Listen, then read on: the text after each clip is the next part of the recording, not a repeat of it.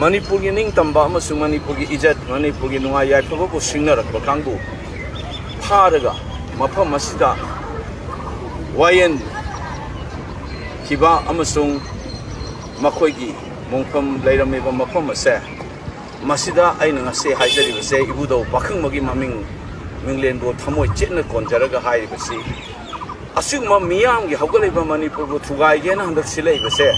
chahi lising chakya leraba iramda masida akogi segaiduna markoigu machet thugaigena haina honarakasida akogi marakta khuraki ina lai sabugum miyamgi thamoi ningmoga wakhalon phongdokpa ngamandaba aki kuchu pohandana miyam leisida hoji BJP gi ticket ta bot ka bo MP amasi hoji ningthoni haibada ikoi maku respect to bunga moi maram kai warga masidi ningthogi konungdabu BJP gi phiran theka ba BJP gi office oshila ba asida ningthogi konungbu BJP gi office oshila ba phiran theka ba chibon theka ba asida bo ikoina mathau kramna nan BJP oiba Congress ta CPI de leire bo tonga tonga political party mayamna adugumba BJP gi ningthobu atopo political party na respect to huntoki tongsu to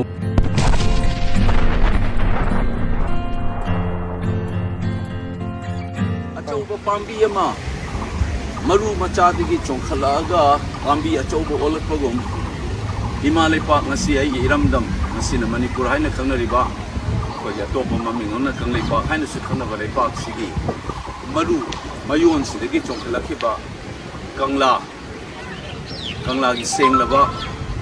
mafam asidani aina masi lecturer irai cha sida karimba wafam khara thunjaninguna aina lakpani haurakhiba irai Park se sidagi mayon chonglakhiba irai Park se matangni matungina sakthong ke on khare ningthau palambadagi miyamna khanba lai Park miyamna masana khanjaba miyam loiba lengak lejaduna hongakhiba sakthong ke asilong aikogi nunggi oiba pungning amsum thawaigi magi manunggi oiba poto mapan sanna sandorakpa zo manigi manunggi spirit madugi manungda laiba aikogi thawai haiba tare madugi mafam sidane aina lepi asigumlaba ngasigi miyamgi wakhalon phongdokpa ngamba matam amada miyamna thumjatlaktana masigi mamang asida leiraga lakhiba 1891 gi lisinga amaga chanipan Maudra Thoigi Madam the Tokiba Hogoktuda Manipurgi ning tamba amasung Manipurgi ijat Manipurgi nungai yaifaba bu singnarakba kangbu pharaga mafam asida wayen kiba amasung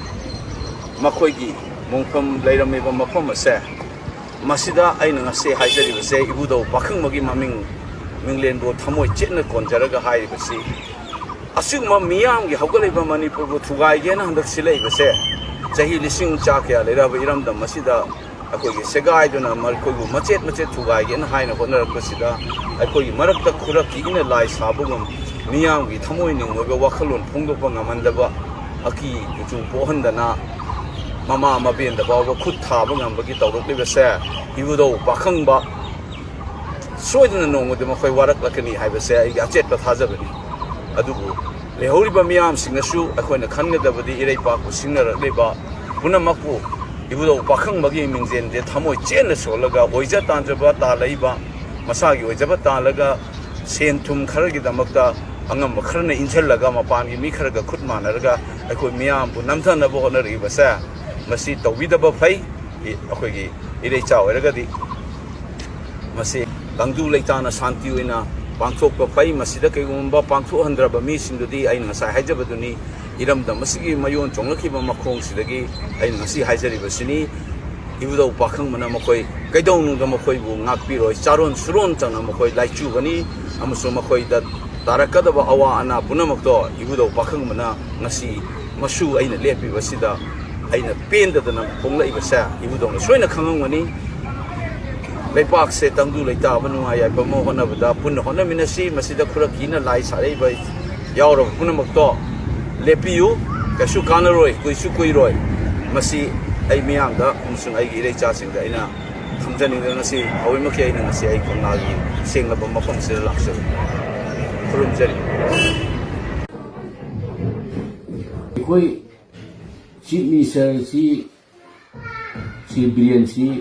ꯑꯩꯈꯣꯏ ꯃꯤꯌꯥꯝꯅ ꯃꯇꯤꯛ ꯆꯥꯗꯕ chief ꯃꯤꯅꯤꯁꯇꯔꯅꯤ ꯍꯥꯏꯕꯁꯤ ꯑꯩꯈꯣꯏ ꯀꯌꯥꯒ ꯍꯟꯅ ꯍꯥꯏꯔꯦ ꯑꯗꯨꯕꯨ ꯃꯈꯥ ꯇꯥꯅ ꯁꯤꯒꯨꯝꯕ ꯃꯊꯣꯡ ꯈꯪꯗꯕ ꯃꯊꯣꯡ ꯎꯠꯇꯕ ꯃꯊꯣꯡ ꯃꯔꯝ ꯈꯪꯗꯕ ꯁꯔꯀꯥꯔꯁꯤꯗ ꯑꯃꯨꯛ ꯍꯟꯅ ꯆꯩꯕ ꯄꯥꯝꯗ꯭ꯔꯦ ꯑꯗꯨꯅ ꯑꯩꯈꯣꯏ ꯃꯅꯤꯄꯨꯔꯗ ꯂꯩꯕꯤꯔꯤꯕ ꯄ꯭ꯔꯖꯥ ꯃꯤꯌꯥꯝꯗ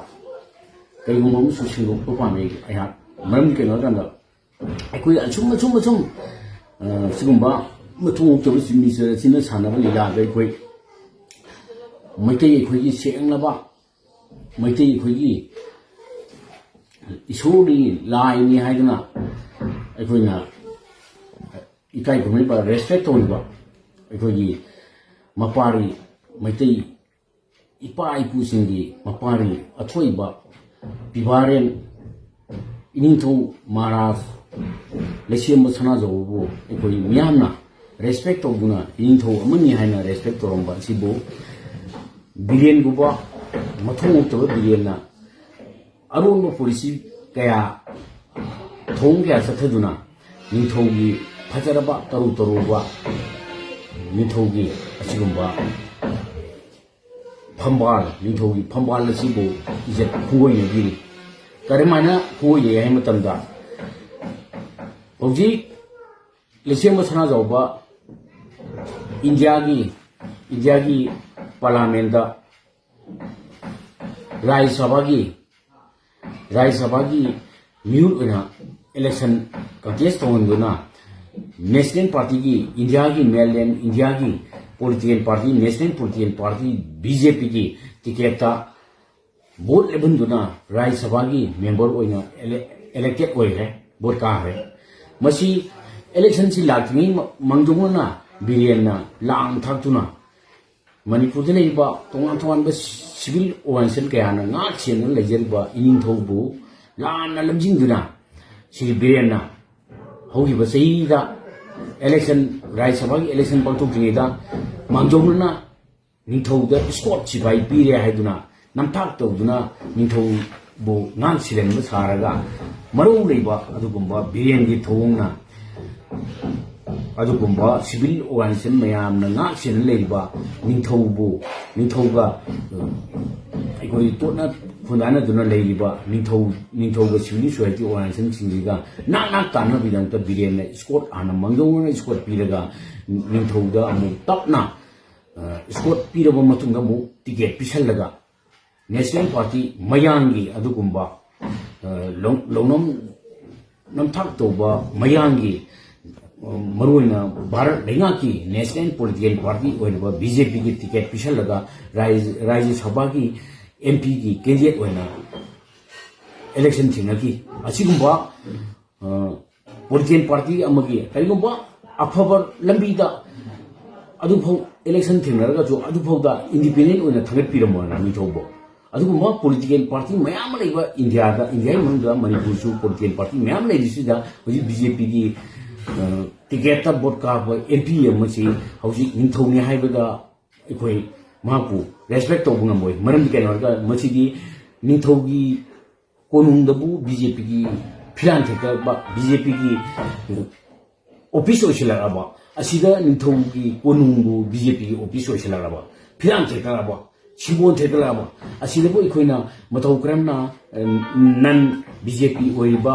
कांग्रेस दा सीपीआई दे लेरिबा तोंगान पॉलिटिकल पार्टी मयामना अदुगुंबा बीजेपी की निंथौबु अतोप पॉलिटिकल पार्टी ने रेस्पेक्ट तौहनथोक्ति तौरोय अखोइना एउजु तौरोय मरमदुना अखोइना हौजि निंथौगी फम हांग लाइना लौय मरमदुना हौजि एमपी ओइना चखरबा निंथौ राज्य सभा की एमपी ओइना चखरबा निंथौ फम हांग लै मरमदुना मणिपुर की निंथौ ओइनबिदम अहांब फमसी अइना हनक हौजि इनर मणिपुर पार्लियामेंटरी कंस्टिट्यूएंसी दा बोट लेप्सरिबा इसी करिगुंबा बोट कादब तारबदी निंथौगी फमजी अयाकपु अइंगोंदा मणिपुर प्रजा मियामना निंथौगी फमजी सिनबी होइदुना अयाना खुरुमजरी मणिपुर प्रजा मियामना